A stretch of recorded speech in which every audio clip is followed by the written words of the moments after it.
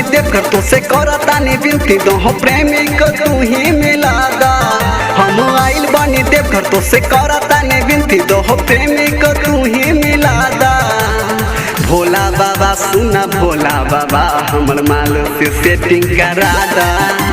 भोला बाबा सुना भोला बाबा हमर माल से सेटिंग करा दा।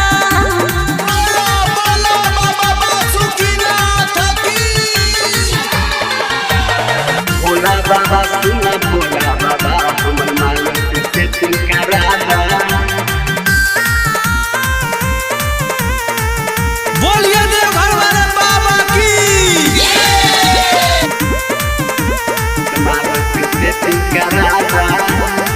हर साल कहरेली सावन सोमवारी वर में मांगेली सुनहरा दुल्हन। हमर इच्छा तू ही कर दा पूरा भला फिर करते रह बाबा तोहरे उपास। हर साल कहरेली सावन सोमवारी वर में मांगेली सुनहरा दुल्हन। हमर इच्छा तू ही कर दा पूरा भला फिर करते रह बाबा तोहरे उपास। एक काम कर भोला जाइब दूध और गांजा हमर जानू से मीटिंग करा दा। भोला बाबा सुना भोला बाबा हमर माल से सेटिंग करा दा।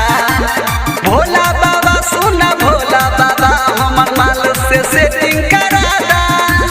भोला बाबा सुना भोला बाबा हमर माल से सेटिंग करा दा। बोला बोला बाबा बासुकीनाथ की।